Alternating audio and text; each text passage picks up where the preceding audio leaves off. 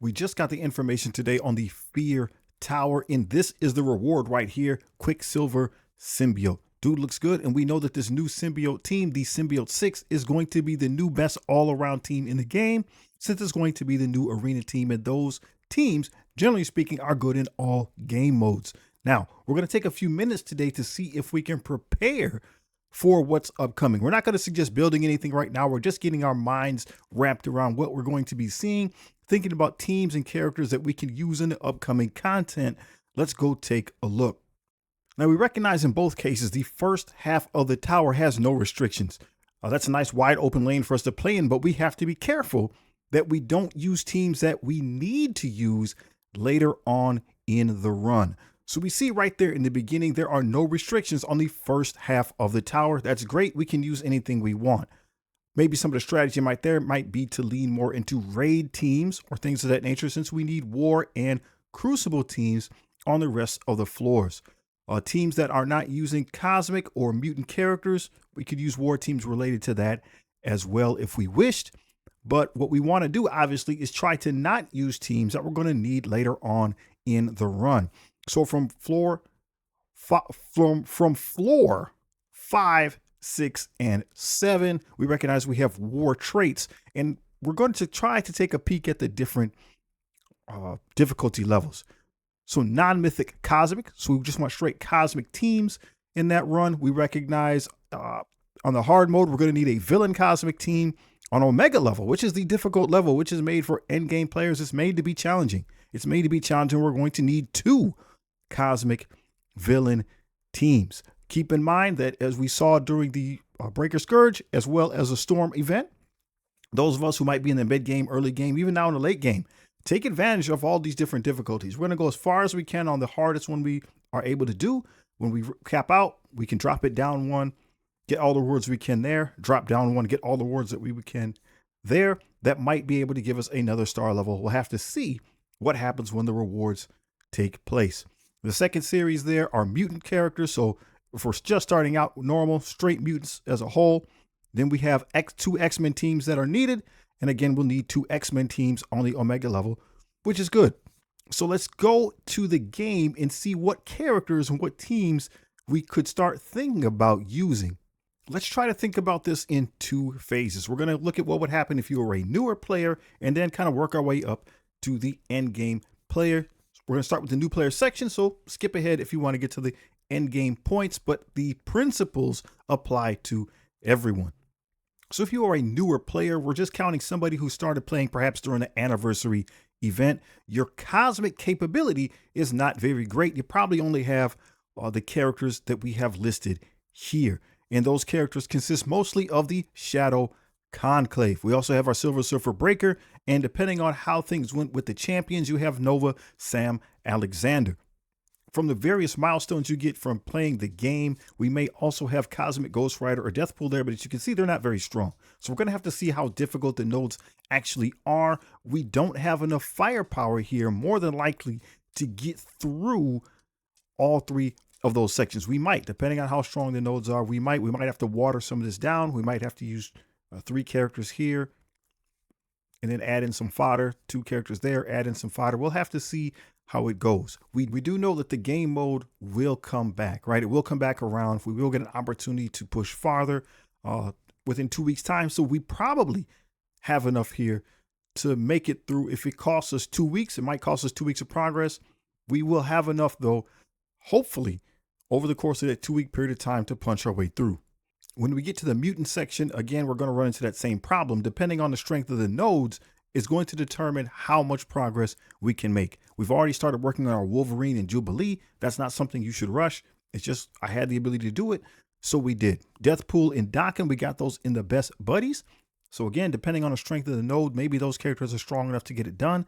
If not, we're going to need 2 rounds to start making progress. So Emma Frost, the rest of some of those individuals there, North Star, Sunfire, Namor, we just got those in milestones from playing the game. Same with Pandapool, and that kind of rounds out what you'll have available as a newer player. As time goes on, we will have more of our exalted X-Men built up. So especially by the time that 2-week mark comes around, we should have Morph. We should have the entire Exalted X-Men team at that point. Maybe we can do the same thing, mix and match, use a couple of those characters, and use a couple weaker characters, and see if we can punch our way through. So now we're going to talk to the end game, the veteran players. And as we work our way up to veteran status, we have a couple more obstacles. We need specifically a few of those villain cosmic teams. There's not very many of them. So we need to hold off on the strong characters that we have in order to make sure we can get through that section of the game. We're going to need 3 cosmic teams. Obviously, the best one that comes to mind is the Fantastic Four MCU. They're all heroes, so we don't have to worry about using any of them in the villain section. Since we're not sure what those nodes are going to look like, we're just going to think a little bit outside the box. What if we had to use that Fantastic Four MCU team earlier? Do we have other teams that we could still use perhaps to make a dent? Starjammers are one. Now, they are a Cosmic Crucible team, but we know that they're used a lot right now in Alliance War. So we understand how their kits work. Even though they're not a war team, they may indeed be effective. Another Alliance War team that has cosmic members is the Absolute A-Force. Now, all these members will not work for you. It's just Miss Marvel Classic, Kohori, and Medusa. Those 3 are all cosmic characters, so that would give us a 3-piece, and we're going to have to fill in the gaps with 2 other characters. Now, again, this is just if we're trying to stretch our roster through that hero section in case we already had to use our Fantastic Four MCU.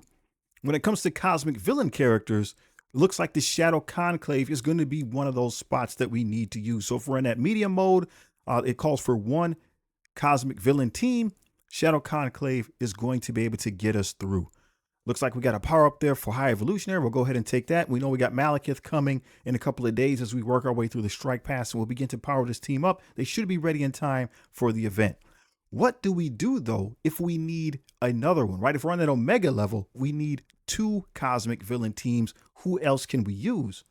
The other cosmic villain team is the Omen team. Now, Omen is a premium team or a spender team, so it's likely that many of us won't have them available, or at least won't have them strong enough to get through the content, since this is toward the end of the tower. We'll have to see, right? The first day, maybe it'll be a little easier. Maybe a weak Omen team can get us through, but probably by that second week, a team that looks like this probably won't be strong enough to make anything happen. So is there another alternative that we might have, especially for veteran players? If we've been playing long enough, we may still have a very viable Annihilator team. Most of the Annihilator characters are cosmic villains, with the exception of the original Silver Surfer. But it gives us a 4-piece team that we can use. And if they're strong enough to get through the content, especially early, especially that first week, we can supplement somebody else for the original Silver Surfer. So maybe the Breaker. Maybe the Breaker goes here. So if we don't have Omen, maybe the Annihilators will work. They are not an Alliance War team. They are a old arena team. So that's why most of their abilities should still function. They perform well in Alliance War as arena characters. So we're going to see, right, if a team that looks like this is strong enough to get us through. As we make our way over to the Mutant section, we might be able to take advantage of the Hellfire Club. We know that we're going to need some X-Men characters, right? We're going to need some Mutant X-Men characters. If we just need mutants, maybe the Hellfire Club will be able to get you through. Some of them are X-Men characters, but they belong on this team.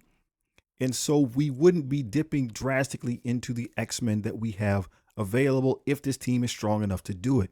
If not, we do have some X-Men characters that we can use that are Cosmic Crucible teams, like the Immortal X-Men. So Rachel Summers there, she is from the Hellfire Club team. So keep that in mind. If we were to use her there, we wouldn't have her here. Maybe if the Hellfire Club, if we find that it is working, we could sub her out, put somebody else in that is not an X-Men character, a different mutant character to take care of that node. And then we would have this team here with Rachel to get through. Now, she's not necessarily necessary to do things. It's just going to depend on how much investment you have on this team. And this is an older team.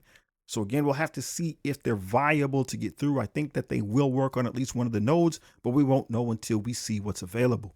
The next Cosmic Crucible mutant team that's available with the X-Men tags are going to be the New Mutants. Now, Warlock is not a mutant, right? He's a tech character. He is not a mutant.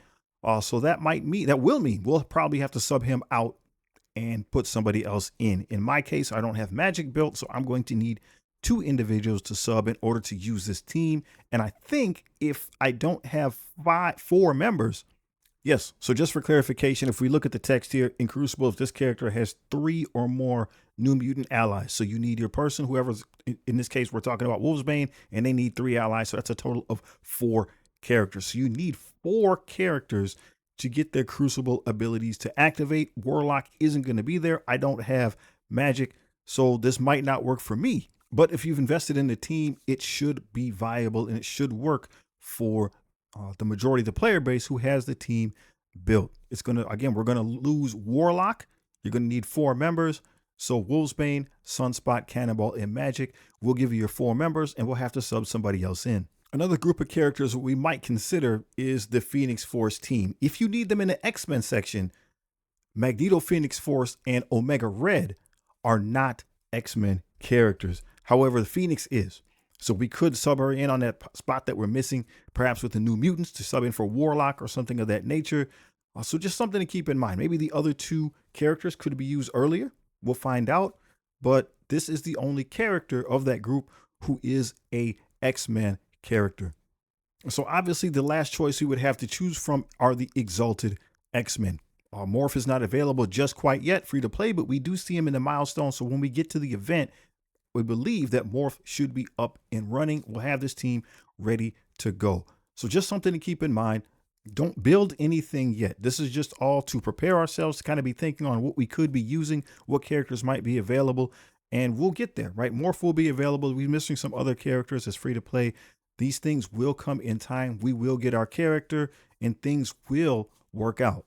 At any rate, when the Symbiote Tower comes, the game will change. We will then have 3 Symbiote 6 members in the game free to play.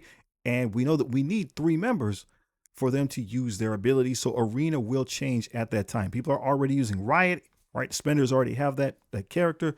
That will then give them 4 out of the 5 Symbiote characters to use on the paid side. On free to play, we will have 3 characters. Again, 15 shard unlock means we should be able to get him day 1. It's just a matter of how strong that character is. So hopefully we're able to prepare ourselves, trying to get in the mindset and thinking if I missed something, if there are other teams or other characters you think that would be viable, go ahead and put them in the comments. We'll talk about them there.